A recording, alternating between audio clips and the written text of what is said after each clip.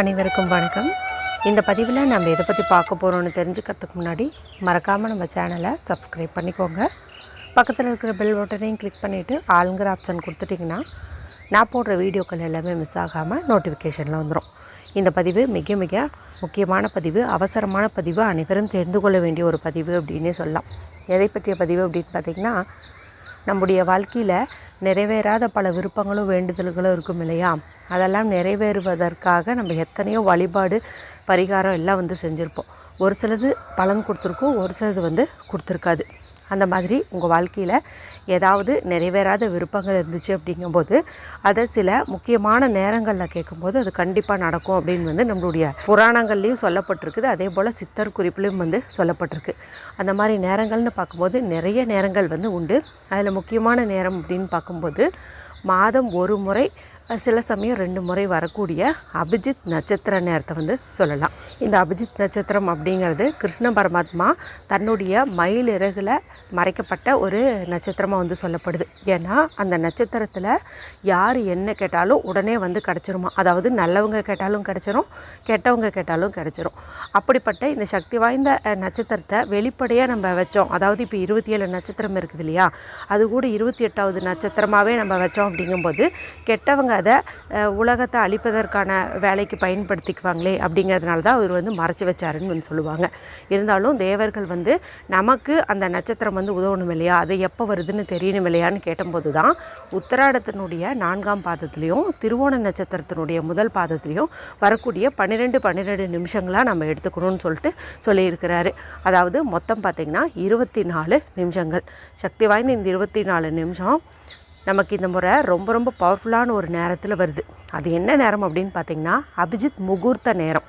இந்த அபிஜித் முகூர்த்தம் அப்படிங்கிறது தினந்தோறுமே வரும், தினமுமே வரும். அரை மணி நேரம், சில சமயம் 35 நிமிஷம், இது மாதிரி சூரிய உதயத்தின் அடிப்படைப்படி அந்த முகூர்த்தமானது வருங்க. அந்த முகூர்த்தத்துக்கே எந்த ஒரு தோஷமும் கிடையாது. எந்த சுபகாரியத்தை வேணாலும் அந்த அபிஜித் முகூர்த்தத்தில் செய்யலாம். அப்படிப்பட்ட அந்த அபிஜித் முகூர்த்தத்திலேயே நமக்கு இந்த அபிஜித் நட்சத்திரம் வர்றது தான் இன்னும் விசேஷம் அப்படின்னு சொல்லப்படுது.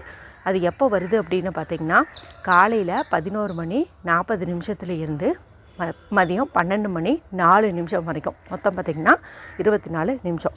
ஏற்கனவே இந்த 24 நிமிஷத்தில் வீட்டில் ஒரு குறிப்பிட்ட முறையில் தீபம் ஏற்றி வச்சு உங்களுடைய கோரிக்கையை முன்வைங்க, கண்டிப்பாக நடக்கும்னு சொல்லி ஒரு பதிவு போட்டிருந்தேன். அதுக்கு ஒரு குறிப்பிட்ட இலை நமக்கு தேவைப்படும். இலை கிடைக்கிறவங்க அந்த இலையை பயன்படுத்தி தீபம் ஏற்றிக்கலாம். மேலும் நிறைய பேர் பார்த்திங்கன்னா நாங்கள் அந்த சமயத்தில் ஆஃபீஸில் இருப்போம், எங்களுக்கு யூஸ்ஃபுல்லாக இருக்கிற மாதிரி வீடியோ போடுங்கன்னு சொல்லி கேட்டிருந்தீங்க. உங்களுக்கான பதிவு தான் இது அப்படின்னே சொல்லலாம். இப்போ தீபம் ஏற்றவங்களும் இந்த மெத்தடை ஃபாலோ பண்ணலாம். தீபம் ஏற்ற முடியாத சூழ்நிலை, ஆஃபீஸில் இருக்கிறவங்க, ட்ராவல் பண்ணிகிட்டு இருக்கிறவங்களும் இந்த ஒரு மெத்தடை ஃபாலோ பண்ணிக்கலாம். சரி, என்ன பண்ணணும் அப்படின்னு பார்த்தீங்கன்னா ரெட் கலரில் இங்கு வர மாதிரி ஒரு பேனா, ஸ்கெட்ச் பென்சில், மார்க்கர் மட்டும் நீங்கள் எடுத்து வச்சுக்கோங்க. அமைதியான இடத்துல உட்காந்துக்கோங்க. ட்ராவல் பண்ணிகிட்டே இருந்தாலும் அந்த சமயத்தில் நீங்கள் யாருக்கிட்டையும் பேசாமல் ரிலாக்ஸாக இருங்க. நல்லா டீப் ப்ரீத் எடுத்துக்கோங்க. என்ன விருப்பம் நிறைவேறணுமோ அதில் ஒரு விருப்பத்தை மட்டும் நீங்கள் உங்கள் மனசுக்குள்ளே செட் பண்ணுங்கள். அதாவது இந்த ஒரு மாதத்துக்குள்ளே நடக்கணுன்ட்டு ஏதாவது ஒன்று இருக்கும் இல்லையா, அதை மட்டும் நீங்கள் செட் பண்ணிக்கோங்க. அடுத்து உங்களுடைய இடது கையில், அதாவது லெஃப்ட் ஹேண்டில் இந்த மணிக்கட்டு பகுதி இருக்குது இல்லையா, இந்த இடத்த நல்லா தேய்ச்சி விடுங்க. இப்போ இங்கே லைட்டாக சூடாகும். அதன் பிறகு இந்த இடத்துல இப்போ நான் ஸ்க்ரீனில் காட்டக்கூடிய இந்த சிம்பிளை வரைஞ்சிக்கோங்க. இது பார்த்திங்கன்னா நம்மளுடைய விருப்பங்கள் எப்பேற்பட்டதாக இருந்தாலும் நிறைவேற்றி தரக்கூடிய பவர்ஃபுல்லான சிம்பிள். இதை நீங்கள் வரைஞ்சிக்கோங்க. இப்போ இந்த சிம்பிளை பார்த்த மாதிரியே முடிஞ்ச அளவுக்கு அந்த 24 நிமிஷமும் ஒரு மெடிடேஷன் மாதிரி பண்ணுங்கள். அதாவது அந்த விருப்பம் நடந்துட்ட மாதிரி. இப்போ வேலைன்னு மனசுக்குள்ளே நினச்சிருந்திங்கன்னா நல்ல வேலை கிடச்சிட்ட மாதிரியும், நல்லா ஹை பொசிஷனில் ஒர்க் பண்ணுறீங்க, கட்டுக்கட்டாக சம்பாதிக்கிறீங்க, இந்த மாதிரி. திருமணம் அப்படிங்கும்போது பிடிச்ச மாதிரி ஒரு இடத்துல வரன் அமைஞ்சிருச்சு, பிடிச்ச மாதிரி ஹஸ்பண்ட் இருக்காங்க, ஒய்ஃப் இருக்காங்க, இந்த மாதிரி. பணம் சேரணுங்கும்போது நீங்கள் எதிர்பார்த்த பணம் உங்கள் கையில் இருக்குது, நிறைய பணம் வச்சுருக்கீங்க, இந்த மாதிரி இமேஜினேஷன் பண்ணுங்கள்.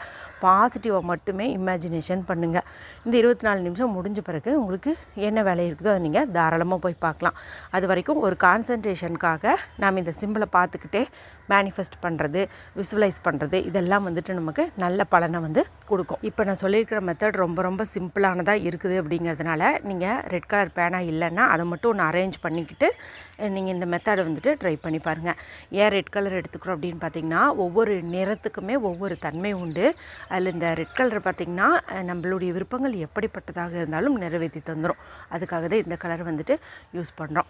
நான் முன்னாடியே சொன்ன மாதிரி, நான் ஏற்கனவே சொன்ன பதிவை நீங்கள் செஞ்சுருந்தாலுமே இதையும் செய்யலாமான்னா தாராளமாக செய்யலாம்.